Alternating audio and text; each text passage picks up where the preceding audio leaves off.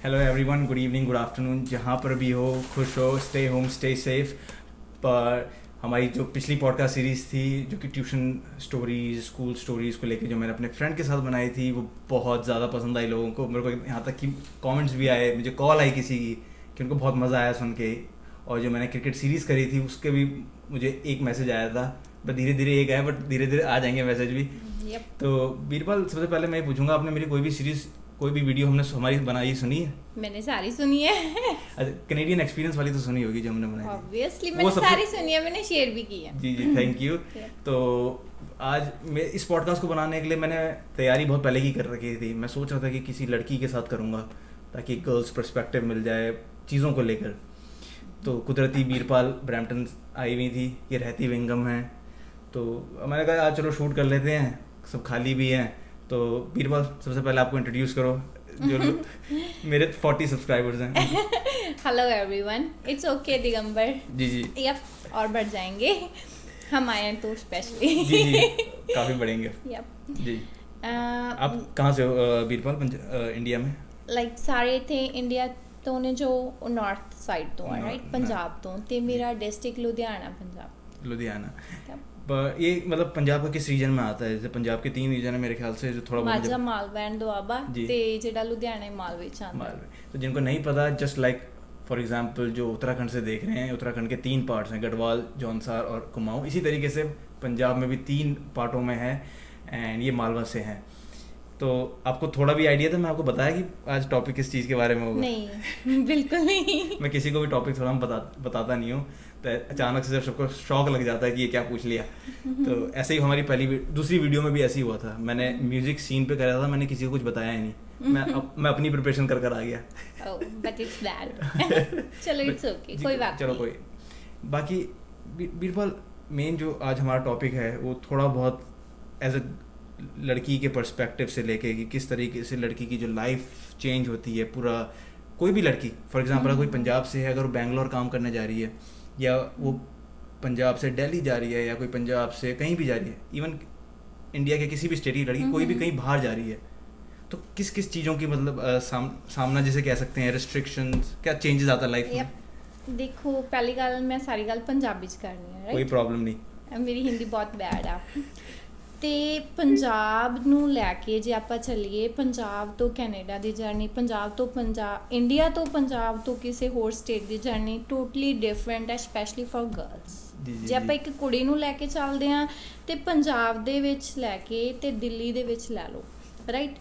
ਆਪਾਂ ਇੰਡੀਆ ਦੀ ਗੱਲ ਕਰੀਏ ਸਭ ਤੋਂ ਪਹਿਲਾਂ ਜੀ। ਇੰਡੀਆ ਦੇ ਵਿੱਚ, ਪੰਜਾਬ ਦੇ ਵਿੱਚ ਕੁੜੀ ਘਰ ਦੇ ਵਿੱਚ ਰਹਿੰਦੀ ਆ, ਪੰਜਾਬੀ ਮਾਹੌਲ, ਫੈਮਿਲੀ ਬੌਂਡਿੰਗ,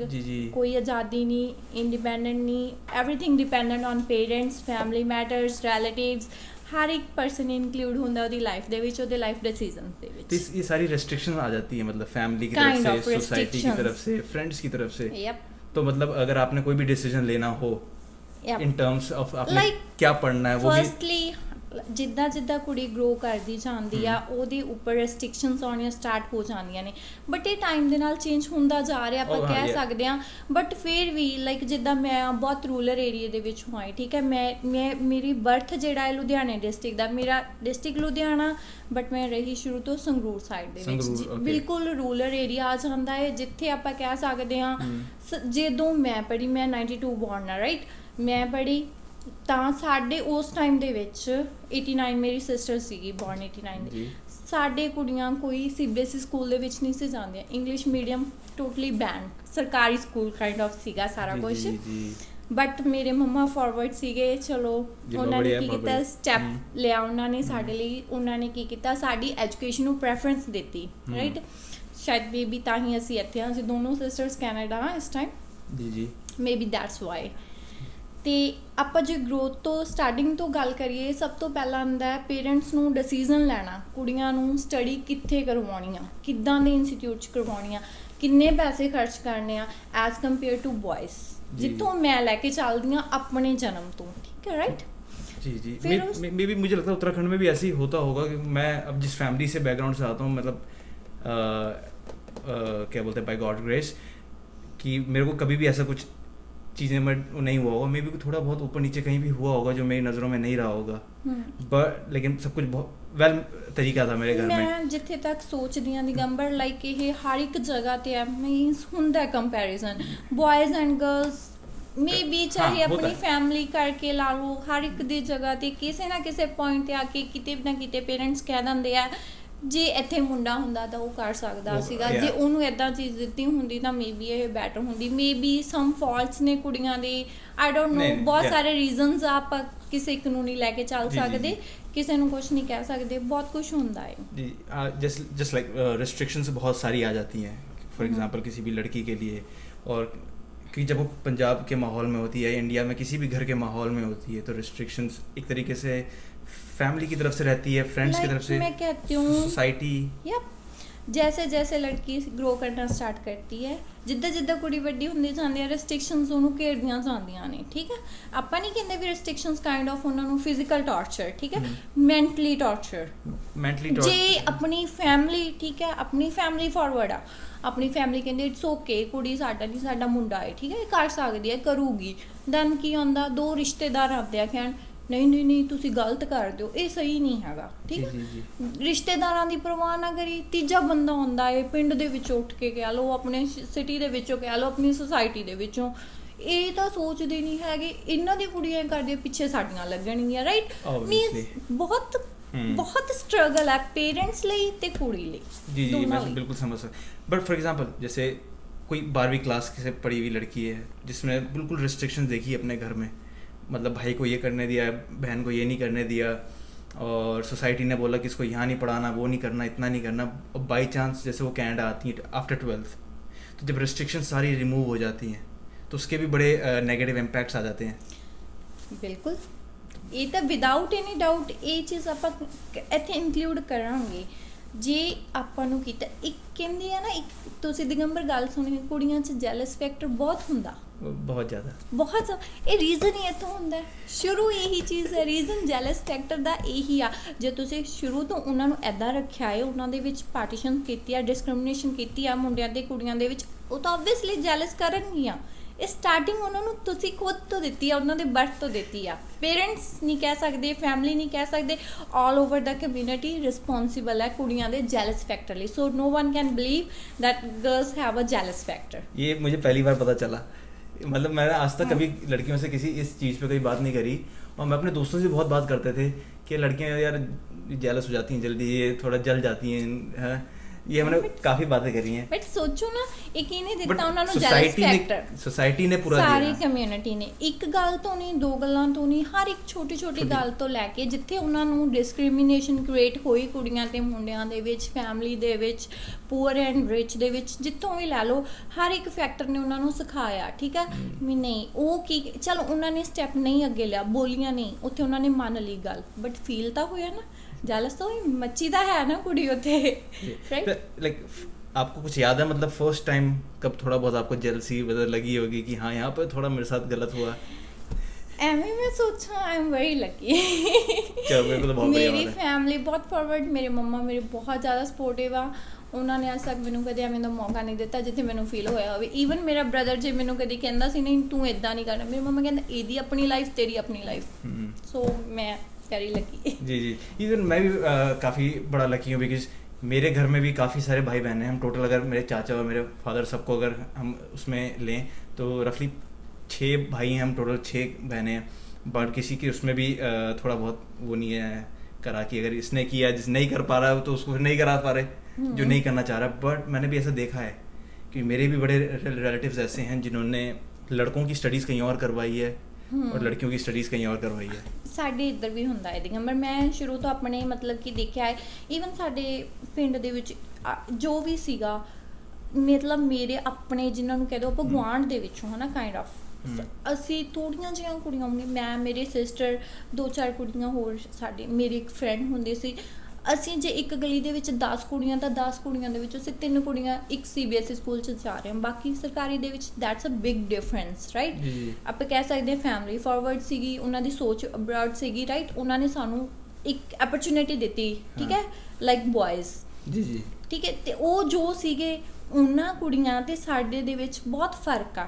ਐਜੂਕੇਸ਼ਨ ਦਾ ਐਜੂਕੇਸ਼ਨ ਬਹੁਤ ਮੈਟਰ ਕਰਦੀ ਆ ਠੀਕ ਹੈ ਜਿੱਦਾਂ ਜਿੱਦਾਂ ਅਸੀਂ ਐਜੂਕੇਟ ਹੁੰਦੇ ਰਹੇ ਠੀਕ ਹੈ ਜਿੱਦਾਂ ਜਿੱਦਾਂ ਸਾਡਾ ਸਟੇਟਸ ਅਪਗ੍ਰੇਡ ਹੁੰਦਾ ਰਿਹਾ ਕਾਲਜ ਗਏ ਗ੍ਰੈਜੂਏਸ਼ਨ ਕੀਤੀ ਫੋਰਨ ਆ ਗਏ ਰਾਈਟ ਸਟੱਡੀ ਅਬਰੋਡ ਕੀਤੀ ਸਾਨੂੰ ਆਪਣੇ ਡਿਸੀਜ਼ਨ ਲੈਣ ਦਾ ਹੱਕ ਮਿਲਦਾ ਰਿਹਾ ਠੀਕ ਹੈ ਅਸੀਂ ਉਦੋਂ ਸਟੱਡੀ ਕਰਦੇ ਰਹੇ ਉਦੋਂ ਅਸੀਂ ਆਪਣੇ ਫੈਸਲੇ ਘਰਦਿਆਂ ਨੂੰ ਦੱਸਦੇ ਰਹੇ ਉਹ ਈਵਨ ਮੰਨਦੇ ਵੀ ਰਹੇ ਮੈਂ ਬਿਲਕੁਲ ਸਮਝ ਸਕਦਾ ਇਹ ਤਾਂ ਹੋ ਗਿਆ ਬਟ ਜੇ ਉਹਨਾਂ ਕੁੜੀਆਂ ਨੂੰ ਜਿਨ੍ਹਾਂ ਨੂੰ ਨਹੀਂ ਮੌਕਾ ਮਿਲਿਆ ਉਹਨਾਂ ਨੂੰ ਕੀ ਹੋਇਆ ਲਾਈਕ ਉਹਨਾਂ ਦੇ ਲਾਈਫ ਡਿਸੀਜ਼ਨ ਸਭ ਤੋਂ ਪਹਿਲਾਂ ਉਹਨਾਂ ਦਾ ਐਜੂਕੇਸ਼ਨ ਦਾ ਜਿਹੜਾ ਡਿਸੀਜ਼ਨ ਸੀਗਾ ਪੇਰੈਂਟਸ ਨੇ ਲਿਆ CBSE ਦੀ ਜਗ੍ਹਾ ਸਰਕਾਰੀ ਸਕੂਲ ਰਾਈਟ ਪੇਰੈਂਟਸ ਦਾ ਡਿਸੀਜ਼ਨ ਐਜੂਕੇਸ਼ਨ ਡਿਫਰੈਂਸ ਆ ਗਿਆ ਨੈਕਸਟ ਲੈਵਲ ਕਿਹੜਾ ਆ ਗਿਆ ਉਹਨਾਂ ਦੀ ਕਾਲਜ ਲਾਈਫ ਜੀ ਇੱਕ ਕਾਲਜ ਹੁੰਦਾ ਆਪਾਂ ਗ੍ਰੈਜੂਏਸ਼ਨ ਕਰ ਰਹੇ ਹਾਂ ਆਪਣੀ ਖੁਦ ਦੀ ਫੀਲਡ ਚੂਜ਼ ਕਰਕੇ ਰਾਈਟ ਇੱਕ ਉਹਨਾਂ ਨੂੰ ਘਰਦਿਆਂ ਨੇ ਕਹਿਤਾ ਨਹੀਂ ਤੁਸੀਂ ਚਲੋ +2 ਕਰ ਲਈ ਨੈਕਸਟ ਲੈਵਲ ਪੜ੍ਹਨਾ ਹੈ ਤਾਂ BA ਕਰ ਲਓ ਦੈਟਸ ਇਟ ਠੀਕ ਹੈ BA ਕੀਤੀ ਜਿੱਥੇ ਅਸੀਂ ਕਵਾਂਗੇ ਤੁਸੀਂ ਇਸੇ ਸ਼ਹਿਰ ਦੇ ਵਿੱਚ ਰਹਿਣਾ ਜੋ ਆਪਾਂ ਨੂੰ ਲੋਕਲ ਆ ਠੀਕ ਹੈ ਤੁਸੀਂ ਆਪਣਾ ਸ਼ਹਿਰ ਛੱਡ ਕੇ ਬਾਹਰ ਨਹੀਂ ਜਾਣਾ ਤੁਸੀਂ ਡੇਲੀ ਘਰ ਤੋਂ ਜਾਓਗੇ ਘਰ ਕੋਲੇ ਜੀ ਤੁਹਾਡੀ ਕਾਲਜ ਬੱਸ ਆਉਂਦੀ ਹੈ ਰਾਈਟ ਤਾਂ ਤੁਸੀਂ ਜਾ ਸਕਦੇ ਹੋ ਅਦਰਵਾਈਜ਼ ਅਸੀਂ ਤੁਹਾਨੂੰ ਨਹੀਂ ਅਲਾਉ ਕਰਾਂਗੇ ਰਾਈਟ ਉਸ ਤੋਂ ਬਾਅਦ ਨੈਕਸਟ ਲੈਵਲ ਐਜੂਕੇਸ਼ਨ ਖਤਮ ਹੋਈ ਉਸ ਤੋਂ ਬਾਅਦ ਆਉਂਦੇ ਮੈਰਿਜ ਸਟੇਜ राइट जी इतने सारे डिसीजन जब घर वालों ने ले ही लिए हैं तो फिर आखिरी ऑब्वियस है कि मैरिज ਜਿੱਥੋਂ ਫਿਰ ਕਹਿੰਦੇ ਆ ਕਰਦੇ ਸਾਡੀ ਕੁੜੀ ਤਾਂ ਜੀ ਇਦਾਂ ਕਰਦੀ ਆ ਰਾਈਟ ਤੁਸੀਂ ਉਹਦੇ ਉੱਤੇ ਹਰ ਇੱਕ ਸਟੇਜ ਤੇ ਆ ਕੇ ਸਟ੍ਰੈਸ ਪਾ ਰਹੇ ਹੋ ਆਪਣੇ ਡਿਸੀਜਨਸ ਦੇ ਰਹੇ ਹੋ ਤਾਂ ਕਿਤੇ ਤਾਂ ਸੋਚਦੀ ਆ ਨਾ ਵੀ ਮੇਰੇ ਨਾਲ ਰੋਂਗ ਹੋ ਰਿਹਾ ਮੇਰੇ ਨਾਲ ਹੀ ਕਿਉਂ ਰੋਂਗ ਹੋ ਰਿਹਾ जी ये चीज़ हम बहुत मैटर करते हैं जैसे आपने बताया कि एजुकेशन जिस हिसाब से हमें मिल रही है या लड़कियों को मिली है एजुकेशन बहुत बड़ा रोल प्ले करता है कि आप किस तरीके के डिसीजन इन फ्यूचर अपनी लाइफ में लेते हो तो अगर जैसे मैंने एजुकेशन बढ़िया नहीं करी होती मैं डिसीजन नहीं ले पाता मैं कुछ नहीं कर पाता जैसे आपने कोई एजुकेशन मिली बढ़िया स्कूल से आपने अपने डिसीजन लिए कि आपने ये कोर्स करना है फिर आपने ये कोर्स करना है उसके बाद आपने यहाँ जाना है फिर ये जॉब करनी है तो इतनी सारी रेस्ट्रिक्शंस मान लो कोई 12th तक ही रही होगी जब वो इधर आ जाती है और या मे बी कॉलेज भी जिसने किया होगा विद रेस्ट्रिक्शंस और अचानक से एक ऐसे कहते हैं ना कि पंछी आज़ाद हो गई फिर बोलते हैं सोसाइटी बोलती है कुड़ी हत्थां चों निकल गई right the thing is that ਉਹ ਤਾਂ ਉਹਨੂੰ ਤਾਂ ਉੱਥੇ ਜਾ ਕੇ ਹਵਾ ਲੱਗ ਗਈ ਕੁੜੀ ਤਾਂ ਜੀ ਵਿਗੜ ਗਈ ਰਾਈਟ ਪਹਿਲਾਂ ਉਹਨੂੰ ਇੱਥੇ ਕੱਢਿਆ ਨਹੀਂ ਐ ਨਹੀਂ ਕੀਤਾ ਫਿਰ ਸਾਰਾ ਬਲੇਮ ਕੁੜੀ ਤੇ ਮੈਂ ਇਸ ਚੀਜ਼ ਨੂੰ ਟੋਟਲੀ ਡਿਸਐਗਰੀ ਕਰਦੀ ਹਾਂ ਜੋ ਵੀ ਕਹਿੰਦੇ ਨੇ ਨਾ ਕੁੜੀ ਵਿਗੜ ਗਈ ਉਹ ਤਾਂ ਇਦਾਂ क्यों कुड़ी बिगड़ गई हाँ बिल्कुल सही बात है कि मैं भी अगर एज बाहर आया हूँ अगर मैं कुछ भी कर रहा हूँ तो उतना ही हक जैसे कोई लड़की भी कर रही है की कहते हैं दिगंबर कुड़ी बिगड़ गई क्यों उन्हें फ्रेंड सर्कल किनू बना लिया मुंडिਆਂ ਨੂੰ ਕੁੜੀ ਵਿਗੜ ਗਈ ਜੇ ਉਹੀ ਫਰੈਂਡ ਸਰਕਲ ਉਹਨੂੰ ਪਹਿਲਾਂ ਤੋਂ ਕੋ ਐਜੂਕੇਸ਼ਨ ਦੇ ਵਿੱਚ ਪਾਇਆ ਹੁੰਦਾ ਉਹਦੇ ਨਾਲ ਉਹਦੇ ਸਕੂਲ ਦੇ ਬॉयਜ਼ ਹੁੰਦੇ ਇਕੱਠੇ ਪੜ੍ਹੇ ਹੁੰਦੇ ਪੇਰੈਂਟਸ ਸਭ ਨੂੰ ਮਿਲਦੇ ਹੁੰਦੇ ਤਾਂ ਕਹਿਣਾ ਸੀ ਓਕੇ ਜੀ ਸਾਡੀ ਕੁੜੀ ਤਾਂ ਸੋਸਾਇਟੀ ਇਦਾਂ ਦੀ ਉਹਦੀ ਤਾਂ ਐਜੂਕੇਸ਼ਨ ਇਦਾਂ ਦੀ ਆ ਉਹਦਾ ਤਾਂ ਉਹ ਇਦਾਂ ਬੋਲ ਸਕਦੇ ਆ ਫਾਰਵਰਡ ਆ ਉਹਦੀ ਐਜੂਕੇਸ਼ਨ ਇਦਾਂ ਦੀ ਆ ਰਾਈਟ ਹੁਣ ਇੱਕ ਵਾਰ ਨਿਕਲ ਆਈ ਕੁੜੀ ਉੱਥੋਂ ਨਿਕਲ ਗਈ ਤੇ ਉੱਥੇ ਜਾ ਕੇ ਵਿਗੜ ਗਈ फॉर एग्जाम्पल ऐसा भी होता है जैसे आप काफ़ी ओपन माइंडेड हो आपने स्टडीज़ आपकी अच्छी गई आप को देख के दूसरी जो लड़कियां हैं जिनकी स्टडीज़ एजुकेशन इतनी बढ़िया नहीं हो पाई वो आपको देख के बोल रही हैं कि क्या बोलते हैं आप कि यार जैसे कोई और भी जो लड़कियां रही होंगी जिनकी एजुकेशन बढ़िया रही होंगी कि यार ये भी हाथ से निकल गई घर वाले सोसाइटी तो कह ही रही है बट लड़कियां भी कह रही हैं ਨਹੀਂ ਜਿੱਥੇ ਤੱਕ ਮੈਂ ਤੁਹਾਨੂੰ ਦੱਸਦੀ ਹਾਂ ਲਾਈਕ ਮੇਰਾ ਲਾਈਫ ਐਕਸਪੀਰੀਅੰਸ ਇੱਦਾਂ ਦਾ ਰਿਹਾ ਵੀ ਮੇਰੇ ਨਾਲ ਉੱਦਾਂ ਦੀਆਂ ਵੀ ਕੁੜੀਆਂ ਰਹੀਆਂ ਹੈ ਨਾ ਜੋ ਇੱਦਾਂ ਦੇ ਲੈਵਲ 'ਚੋਂ ਆਈਆਂ ਸੀ ਅਤੇ ਇੱਕ ਜਗ੍ਹਾ 'ਤੇ ਜਾ ਕੇ ਇੱਕ ਪੁਆਇੰਟ 'ਤੇ ਜਾ ਕੇ ਅਸੀਂ ਮੀਟ ਕੀਤੇ ਰਾਈਟ ਅਸੀਂ ਇਕੱਠੇ ਰਹੇ ਅਤੇ ਜਦੋਂ ਉਹ ਦੇਖਦੇ ਹਾਂ ਅਸੀਂ ਨਾ ਲਾਈਕ ਚੇਂਜਸ ਮੇਰੀ ਫੈਮਿਲੀ ਨੂੰ ਵੀ ਮੇਰੇ ਮਦਰ ਨੇ ਵੀ ਅਲਾਓ ਕੀਤਾ ਠੀਕ ਹੈ ਮੇਰਾ ਮੁੰਡਿਆਂ ਨੂੰ ਫਰੈਂਡ ਬਣਾਉਣਾ ਅਲਾਓ ਕਰਤਾ ਇਟਸ ਓਕੇ ਮੁੰਡਿਆਂ ਨੂੰ ਬੁਲਾ ਰਹੇ ਹਾਂ ਕਹਿੰਦੇ ਨੋ ਕੋਈ ਪ੍ਰੋਬਲਮ ਨਹੀਂ ਹੈਗੀ ਇਟਸ ਓਕੇ ਤੁਹਾਡੀ ਫੈਮਿਲੀ ਉਹਨਾਂ ਨੂੰ ਜਾਣਦੀ ਹੈ ਮੈਂ ਉਹਨਾਂ ਨੂੰ ਜਾਣਦੀ ਹਾਂ ਬੁਲਾ ਰਹੇ ਹਾਂ ਮੇਰੇ ਮਦਰ ਉਹਨਾਂ ਨੂੰ ਬੁਲਾ ਰਹੇ ਨੇ ਉਹਨੂੰ ਲੱਗਦਾ ਵੀ ਓਕੇ ਕਿੰਨੇ ਕੂਲ ਮਾਈਂਡਡ ਨੇ ਸਾਰੇ ਕਿੰਨੀ ਕੂਲ ਫੈਮਿਲੀ ਹੈ ਰਾਈਟ ਫਿਰ ਉੱਥੇ ਜਾ ਕੇ ਉਹ ਕੁੜੀ ਨੂੰ ਲੱਗਦਾ ਵੀ ਇਹ ਮੇਰੇ ਘਰ ਦੇ ਕਿਉਂ ਨਹੀਂ ਕਰਦੇ ਇੱਦਾਂ ਹੈ ਨਾ ਚੱਲ ਫਿਰ ਇੱਥੋਂ ਸ਼ੁਰੂਆਤ ਹੁੰਦੀ ਆ ਹੈ ਨਾ ਇੱਕ ਨੂੰ ਦੇਖ ਕੇ ਦੂਜੀ ਨੇ ਸ਼ੁਰੂਆਤ ਕੀਤੀ ਮੇ ਬੀ ਜਿਹੜੀ ਇੱਕ ਕੁੜੀ ਸਹੀ ਸੀਗੀ ਜਿਹਦਾ ਸਿਰਫ ਫਰੈਂਡ ਸਰਕਲ ਸੀਗਾ ਕੋ ਐਜੂਕੇਸ਼ਨ ਤੋਂ ਲੈ ਕੇ ਸਕੂਲ ਤੋਂ ਲੈ ਕੇ ਮੁੰਡਿਆਂ ਨੂੰ ਬੁਲਾਉਣਾ ਉਹਦੇ ਲਈ ਨੋਰਮਲ ਸੀਗਾ ਰਾਈਟ ਉਹਦੇ ਜਸਟ ਫਰੈਂਡ ਸੀਗੇ ਉਹ ਠੀਕ ਹੈ ਉਹਦੇ ਨਾਲ ਪੜ੍ਹੇ ਸੀਗੇ ਉਹਨਾਂ ਨੂੰ ਮਤਲਬ ਇਕੱਠੇ ਰਹੇ ਨੇ ਇੱਕ ਦਿਨ ਦੇ ਵਿੱਚ 24 ਘੰਟਿਆਂ ਦੇ ਵਿੱਚ ਜੇ ਤੁਸੀਂ 10 ਘੰਟੇ ਇੱਕ ਕਲਾਸ ਦੇ ਵਿੱਚ ਇਕੱਠੇ ਜਾਣੇ ਰਹਿੰਦੇ ਹੋ ਲਾਈਕ ਅ ਫੈਮਿਲੀ ਠੀਕ ਹੈ 10 ਘੰਟੇ ਆਪਾਂ ਆਪਣੀ ਫੈਮਿਲੀ ਨਾਲ ਰਹਿੰਦੇ ਹਾਂ 10 ਘੰਟੇ ਉਹਨਾਂ ਨਾਲ ਇੱਕ ਫੈਮਿਲੀ ਪਾਰਟ ਬਣ ਜਾਂਦਾ, ਆਪਾਂ ਉਹਨਾਂ ਨੂੰ ਉੱਦਾਂ ਲੈ ਕੇ ਚੱਲਦੇ ਹਾਂ। ਤੇ ਇੱਕ ਕੁੜੀ ਜਿਹਨੂੰ ਸ਼ੁਰੂ ਤੋਂ ਰੈਸਟ੍ਰਿਕਸ਼ਨਸ ਰਹੀਆਂ ਨੇ, ਫਿਰ ਉਹ ਕੀ ਦੇਖਦੀ ਆ ਵੀ ਜੇ ਇਹਦਾ ਫਰੈਂਡ ਸਰਕਲ ਆ, ਇਹਦੇ ਮੁੰਡੇ ਫਰੈਂਡ ਨੇ, ਇਹਦੀ ਫੈਮਿਲੀ ਇੱਦਾਂ, ਮੇਰੇ ਵੀ ਹੋ ਜਾਣਗੇ, ਮੈਂ ਵੀ ਬਣਾ ਲੈਂਦੀ ਆ, ਮੈਨੂੰ ਵੀ ਤਾਂ ਅਪਰੋਚ ਕਰਦੇ ਪਏ ਆ ਨਾ ਸਾਰੇ, ਉੱਥੋਂ ਸਾਰੀ ਗੜਬੜ ਹੁੰਦੀ ਆ। ਓਕੇ ਯਾ, ਇਹਦੇ ਲਈ ਮੈਂ ਕਹਿੰਦੀ ਆਪਣੀ ਕਮਿਊਨਿਟੀ ਰਿਸਪੌਂਸਿਬਲ ਹੈ। ਜੇ ਆਪਾਂ ਨੂੰ ਸ਼ੁਰੂ ਤੋਂ ਇੱਕੋ ਜਿਹਾ ਸਭ ਨੂੰ ਰੱਖਿਆ ਜਾਵੇ, ਸਭ ਦਾ ਸਟੇਟਸ ਇੱਕੋ ਜਿਹਾ ਰੱਖਿਆ ਜਾਵੇ, ਪਹਿਲਾਂ ਹੀ ਨਾ ਡਿਫਰੈਂਸਿਸ ਕ੍ਰੀਏਟ ਹੋਣ, ਤਾਂ ਮੈਂ ਨਹੀਂ ਕਹੂੰਗੀ ਵੀ ਕੋਈ ਇੱਦਾਂ ਕਹਿ ਦੂਗਾ ਵੀ ਕੁੜੀ ਉੱਥੇ ਜਾ के बिगड़ गई या बाहर जाके बिगड़ गई। इनफैक्ट कोई अगर जॉब करने भी, अगर मान लो कोई अगर पढ़ती है इंडिया में भी और आपके घर के आसपास कोई लड़की पढ़कर बाहर जाती है जॉब करने, फॉर एग्जांपल बैंगलोर चल जाती है, तो उसके साथ भी जैसे आपने इंडिया में जॉब की है कभी? हाँ जी। तो इंडिया में भी आपने काम किया, यहाँ पे भी आपने काम किया, तो मतलब ऐसा डिफरेंस क्या है? आप वहाँ पे भी इंडिपेंडेंट थी? हाँ जी। यहाँ पे भी इंडिपेंडेंट है? नहीं, मैं उत्थे मैं ज़्यादा तो नहीं किया हैगा काम, बट इन्ना सी मेरा दिल किया मैं कर लिया। वैसे मैं उत्थे नर्सिंग की सी, बट मैं नर्सिंग फील्ड मैं उत्थे नर्सिंग जॉब नहीं की, क्योंकि उत्थे नर्सिंग की रिस्पैक्ट है नहीं, राइट। मैं हॉस्पिटल जॉब नहीं की, मैं अपनी ग्रेजुएशन की, क्योंकि मेरा पहला तो ही गोल सी कि मैं फॉरन जाना, पढ़ के देखना। हाँ, तो एक मेरा एक मोटिव सीगा, एक मैं रस्ता बनाया भी मैं नर्सिंग करूँगी तो मेरे लिए ईजी है उत्थे पहुँचना। मैनू कैनेडा दिखदा सी, राइट, भी मैं उत्थे जाना है, तो उत्थे मैं जॉब करी। ਜਦੋਂ ਆਪਾਂ ਰਹਿਣ ਲੱਗ ਜਾਂਦੇ ਹਾਂ ਘਰ ਤੋਂ ਬਾਹਰ, ਮੈਂ +2 ਦੇ ਵਿੱਚ 10th ਤੋਂ ਬਾਅਦ ਜਦੋਂ ਹੋਈ, 10th ਤੋਂ ਬਾਅਦ ਮੈਂ ਆਪਣਾ ਡਿਫਰੈਂਟ ਸਿਟੀ ਦੇ ਵਿੱਚ ਰਹਿ ਕੇ +1 +2 ਕੀਤੀ ਮੈਡੀਕਲ, ਰਾਈਟ। ਉਸ ਤੋਂ ਬਾਅਦ ਮੈਂ ਪਹਿਲੇ 2 ਸਾਲ 10ਵੀਂ ਤੋਂ ਬਾਅਦ ਜਿਹੜੇ ਆਪਣੇ ਕਹਿੰਦੇ ਨੇ ਸਭ ਤੋਂ ਰਿਸਕੀ ਈਅਰਸ, ਜਦੋਂ ਕਹਿੰਦੇ ਕੁੜੀ ਵਿਗੜਦੀ ਹੁੰਦੀ ਹੈ, ਲੜਕੇ ਵੀ ਵਿਗੜ ਹੀ ਜਾਂਦੇ ਸਭੀ। ਹਾਂਜੀ, ਉਹ ਇੱਕ ਏਜ ਹੀ ਐਵੇਂ ਦੀ ਹੈ, ਰਾਈਟ। ਏਜ ਹੀ ਵੈਸੀ। ਤੇ ਜਦੋਂ ਮੈਂ ਉੱਥੋਂ ਗਈ, ਉਸ ਤੋਂ ਬਾਅਦ ਮੈਂ ਆਪਣੀ ਗ੍ਰੈਜੂਏਸ਼ਨ ਕੀਤੀ 4 ਸਾਲ, ਉਹ ਵੀ ਘਰ ਤੋਂ ਬਾਹਰ। ਜਦੋਂ 6-7 ਸਾਲ ਦਾ ਕੰਟੀਨਿਊ ਮਤਲਬ ਇੱਕ ਪੀਰੀਅਡ ਘਰ ਤੋਂ ਗੈਪ ਬਣ ਗਿਆ ਫੈਮਿਲੀ ਦੇ ਵਿੱਚ, ਤੇ ਉਹਦੇ ਵਿੱਚ ਰਹਿਣ ਦਾ ਇੱਕਦਮ ਇੰਡੀਪੈਂਡੈਂਟ ਰਹਿਣ ਲੱਗ ਗਈ, ਫਿਰ ਥੋੜਾ ਡਿਫਿਕਲਟ ਹੋ ਜਾਂਦਾ ਦੁਬਾਰਾ ਵਾਪਿਸ ਘਰ ਦੇ ਵਿੱਚ ਆ ਕੇ ਰਹਿਣਾ। ਇੱਕ ਇੱਦਾਂ ਸੀ, ਮੇਰੇ ਮੰਮਾ ਜੌਬ ਕਰਦੇ ਸੀ, ਮੇਰਾ ਬ੍ਰਦਰ ਵੀ ਕੰਮ ਕਰਦਾ ਸੀਗਾ ਆਪਣਾ, ਹੈ ਨਾ, ਘਰ ਕੋਈ ਨਹੀਂ ਸੀ ਹੁੰਦਾ, ਬੋਰ ਹੋ ਜਾਂਦੀ ਸੀ। ਫਿਰ ਮੈਂ ਕਿਹਾ ਮੈਂ ਨਰਸਿੰਗ ਦੇ ਵਿੱਚ ਤੇ ਨਹੀਂ ਜਾਣਾ, ਮੈਂ ਉੱਦਾਂ ਹੋਰ ਕੋਈ ਜੌਬ ਲੱਭ ਲੈਣੀ ਆ। ਫਿਰ ਮੈਂ ਸੋਫੀਆ ਇੰਸਟੀट्यूट आइल्स ਦੀ ਕੋਚਿੰग ਦਿੰਦੀ ਰਹੀ। अच्छा। ਤੇ काफ़ी टाइम देती। बट आपकी कुछ फ्रेंड्स अगर जो इंडिया में रही होंगी, जिन्होंने जॉब वहाँ पे भी करी है, वो इंडिपेंडेंट होकर भी क्या पता इंडिपेंडेंट ना हो, हाँ, क्या पता डिसीजन ना ले पाए अपने। मैं इत्थे नाम तो नहीं लाऊंगी, मेरी एक फ्रेंड से, राइट जी जी, ਆਪਾਂ ਕਹਿ ਦਈਏ ਇੱਕ ਨਕਾਬ ਫੈਮਿਲੀ ਦੇ ਸਾਹਮਣੇ, ਤੇ ਉਹਦੇ ਵਿੱਚ ਇੱਕ ਇੰਨਾ ਵੱਡਾ ਨਕਾਬ ਸੀ ਨਾ, ਜੇ ਆਪਾਂ ਉਹਦੀ ਫੈਮਿਲੀ ਉਹਨੂੰ ਦੇਖੂਗੀ ਤਾਂ ਕਹੂਗੀ ਵੀ ਸਾਡੀ ਕੁੜੀ ਇਹਨੂੰ ਕੁਛ ਨਹੀਂ ਪਤਾ ਦੁਨੀਆ ਦਾ, ਕੁਛ ਨਹੀਂ ਪਤਾ ਇਹਨੂੰ ਦੁਨੀਆ ਦਾ, ਕੰਮ ਕਰਦੀ ਆ, ਪੜ੍ਹਦੀ ਆ, ਆਇਲਸ ਵੀ ਕਰੂਗੀ, ਸਭ ਕੁਛ ਕਰੂਗੀ, ਇੰਟੈਲੀਜੈਂਟ ਆ, ਬਸ ਇਹਨੂੰ ਇੱਥੇ ਤੱਕ ਦਾ ਪਤਾ, ਇਹਨੂੰ ਦੁਨੀਆ ਦਾ ਕੁਛ ਨਹੀਂ ਪਤਾ। ਜਦ ਕਿ ਕੁੜੀ ਉਹਨੂੰ ਸਾਰੀ ਦੁਨੀਆ ਦਾ ਪਤਾ ਸੀ, ਸਾਰੀ ਦੁਨੀਆ। ਫਿਰ ਉਹ ਸੀਗਾ ਕਿ ਇੱਥੇ ਆਪਾਂ ਨੂੰ ਫਰੀडम ਨਹੀਂ ਮਿਲ ਰਹੀ,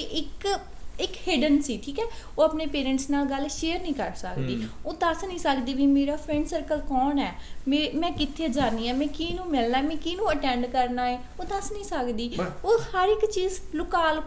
ਕਰੀ ਜਾਂਦੀ है। हर चीज में मतलब इधर झूठ बोल दिया, फिर उधर झूठ बोल दिया, काइंड ऑफ। मेरा भी थोड़ा वही हिसाब रहता था कि थोड़ा झूठ यहाँ बोल दिया, थोड़ा झूठ उधर बोल दिया, क्योंकि जिस हिसाब का फैमिली बचपन से आपकी जब ग्रोथ हो रही है और जिस वे में होती गई, अब बड़ा मुश्किल होता है उसको तोड़ना। बिल्कुल ऑब्वियस ही बात है, जब मैं अगर मेरे 22 साल एकदम प्रोटेक्टेड रहे होंगे, रिस्ट्रिक्टेड रहे होंगे, और मैं बाहर निकल गया जॉब करने के लिए, तो अगर कोई मुझसे पूछेगा भी तू कहाँ गया है, अगर मैं कहीं बाहर क्लब में गया हूँ, तो इंसान थोड़ा झूठ बोलेगा कि भाई मैं ग्रॉसरी करने चला गया या कुछ और करने चला गया, ये करने चला गया। तो ये झूठ आ जाता है, जहाँ तक मुझे थोड़ा बहुत लगता है नेचुरली। बट लेकिन आप इंडिपेंडेंट यहाँ पे भी थी कनाडा में, तो यहाँ पे क्या डिफरेंस था, मतलब आप इंडिपेंडेंसी का? ਉੱਥੇ ਡਿਫਰੈਂਸ ਇੰਡੀਆ ਤੇ ਕੈਨੇਡਾ ਦੀ ਲਾਈਫ ਨੂੰ ਜੇ ਆਪਾਂ ਲੈ ਕੇ ਚੱਲੀਏ, ਕਿਸੇ ਵੀ ਫੋਰਨ ਕੰਟਰੀ ਨੂੰ ਲੈ ਕੇ ਚੱਲੀਏ, ਦਾ ਮੇਨ ਡਿਫਰੈਂਸ ਪਤਾ ਕੀ ਹੈ? ਉੱਥੇ ਕੀ ਕਹਿੰਦੇ ਨੇ ਪੇਰੈਂਟਸ, ਫਿਰ ਵੀ ਤੂੰ ਸਾਡੀ ਸੋਸਾਇਟੀ 'ਚ ਆ, ਅਸੀਂ ਤੈਨੂੰ ਨਹੀਂ ਦੇਖਿਆ ਤਾਂ ਤੈਨੂੰ ਸਾਡਾ ਕੋਈ ਰਿਸ਼ਤੇਦਾਰ ਦੇਖ ਲੂਗਾ, ਰਾਈਟ। ਤੈਨੂੰ ਸਾਡੇ ਕਿਸੇ ਰਿਸ਼ਤੇਦਾਰ ਨੇ ਦੇਖ ਲਿਆ, ਤੈਨੂੰ ਕਿਸੇ ਨੇ ਪਿੰਡ ਦੇ ਨੇ ਦੇਖ ਲਿਆ, ਤੈਨੂੰ ਕਿਸੇ ਆਪਣੇ ਸ਼ਹਿਰ ਦੇ ਨੇ ਦੇਖ ਲਿਆ, ਕਿਸੇ ਨੌਨ ਨੇ ਦੇਖ ਲਿਆ, ਸਾਨੂੰ ਜੇ ਸਾਨੂੰ ਕੁੜੇ ਪਤਾ ਲੱਗ ਗਿਆ ਤਾਂ ਤੇਰੀਆਂ ਲੱਤਾਂ ਤੋੜ ਦਾਂਗੇ, ਰਾਈਟ। ਉੱਥੇ ਇਹ ਚੀਜ਼ ਆਉਂਦੀ ਆ ਜਿਹੜੀ ਆ। ਉੱਥੇ ਫਿਰ ਕੀ ਹੁੰਦਾ, ਕੁੜੀ ਕੀ ਕਰਦੀ ਆ, ਸਭ ਕੁਛ ਰੱਖੂਗੀ ਪਰ ਕੀ ਲੁਕਾ ਲੂਗੀ। ਉੱਥੇ ਉਹ ਕੀ ਕਰੂਗੀ ਫਿਰ ਝੂਠ ਤੇ ਝੂਠ ਜੋ ਵੀ ਕਰੂਗੀ ਹਰ ਇੱਕ ਚੀਜ਼ ਚੋਰੀ ਕਰੂਗੀ छुपा के हर चीज। ਹਾਂ ਇੱਥੇ ਕਿਹੜਾ ਰਿਸ਼ਤੇਦਾਰ ਆ ਜੇ ਹੈਗਾ ਤਾਂ ਆਪਾਂ ਕਿਸੇ ਦੇ ਕੋਲ ਨਹੀਂ ਰਹਿੰਦੇ ਠੀਕ ਹੈ ਤੇ ਇੱਥੇ ਇੱਕ ਇਹ ਡਿਫਰੈਂਸ ਆ ਕਿ ਕੁੜੀ ਜੋ ਮਰਜ਼ੀ ਕਰੇ ਇੱਥੇ ਘਰ ਦੇ ਐਕਸੈਪਟ ਕਰ ਲੈਣਗੇ ਸੋ ਕੇ ਸਾਡੀ ਕੁੜੀ ਤਾਂ ਜੀ ਕੈਨੇਡਾ ਚ ਹੁਣ ਸਾਡਾ ਲੈਵਲ ਹਾਈ ਹੋ ਗਿਆ ਸੀ ਤਾਂ ਹੁਣ ਉੱਚੀਆਂ ਗੱਲਾਂ ਹੋ ਗਈਆਂ ਸਾਡੀਆਂ ਇਹ डिफरेंस इवन लोगों को देख के चीजें करनी पड़ जाती है बिल्कुल कि किस कब कौन कहाँ है उस समय अपने अपनी चीजें चेंज कर ली कि हाँ यार ऐसे यहाँ नहीं कर सकते या जैसे आप बाहर आ गए हो तो इधर ਤੁਹਾਨੂੰ ਮੈਂ ਇੱਥੇ ਇੱਕ ਐਗਜ਼ਾਮਪਲ ਦੇਣੀ ਆ ਜਿੱਦਾਂ ਜੇ ਕੁੜੀ ਇੰਡੀਆ ਦੇ ਵਿੱਚ ਕਹੂਗੀ ਵੀ ਮੈਨੂੰ ਮੇਰੇ ਕੁਲੀਗ ਨੇ ਜਾਂ ਮੇਰੇ ਨਾਲ ਜੋ ਵੀ ਕੰਮ ਕਰਦਾ ਕੋਈ ਮੁੰਡਾ ਕੰਮ ਕਰਦਾ ਐਗਜ਼ਾਮਪਲ ਮੁੰਡਾ ਕੰਮ ਕਰਦਾ ਉਹਨੇ ਮੈਨੂੰ ਰਾਈਡ ਦਿੱਤੀ ਘਰ ਤੱਕ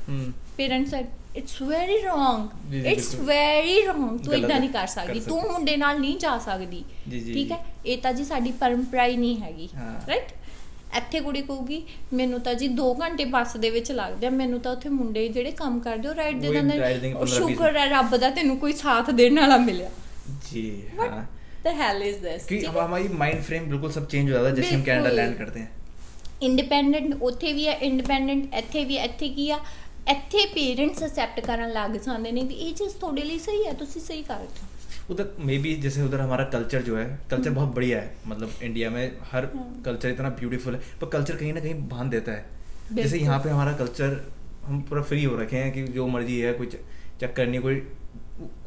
वो भी करने वाला नहीं है कि हाँ इस पर थोड़ा वो किया जाए कोई कुछ कहने वाला नहीं है सबकी अपनी लाइफ है सब अपने काम कर रहे हैं इंजॉय कर रहे हैं तो यही मेन इंडिपेंडेंस ये मेन जैसे वर्क कल्चर हो गया यहाँ की सोसाइटी डिफरेंट है सोसाइटी डिफरेंट है ਸਾਨੂੰ ਅਸੈਪਟ ਕਰਨ ਲੱਗ ਜਾਂਦੇ ਆ ਸਾਰੇ ਮੇਨ ਥਿੰਗ ਇੱਥੇ ਆ ਜਾਂਦੀ ਆ ਵੀ ਸਾਨੂੰ ਸਾਰੇ ਅਸੈਪਟ ਕਰ ਲੈਂਦੇ ਨੇ ਵੀ ਜੋ ਤੁਸੀਂ ਕਰ ਰਹੇ ਹੋ ਇਟਸ ਓਕੇ ਤੁਸੀਂ ਹਾਰਡ ਵਰਕ ਕਰ ਰਹੇ ਹੋ ਤੁਹਾਡਾ ਸਹੀ ਹੈ ਤੁਸੀਂ ਕਿਸੇ ਨੂੰ ਬੁਲਾਉਂਦੇ ਹੋ ਤੁਸੀਂ ਕਿਸੇ ਦੀ ਹੈਲਪ ਲੈ ਰਹੇ ਹੋ ਤੁਹਾਡੇ ਲਈ ਠੀਕ ਹੈ ਨਾਰਮਲ ਹੈ ਤੁਸੀਂ ਇਹ ਕਲਚਰ ਦੇ ਵਿੱਚ ਆ ਗਏ ਤੁਸੀਂ ਇੰਡੀਪੈਂਡੈਂਟ ਕੰਟਰੀ ਦੇ ਵਿੱਚ ਆ ਗਏ दैट्स नथिंग इंडिपेंडेंट या आप काफ़ी इंडिपेंडेंट सी आ जाती है बाकी इन चीज़ों को लेके जो भी थोड़ी बहुत बात हुई बहुत मज़ा आया बाकी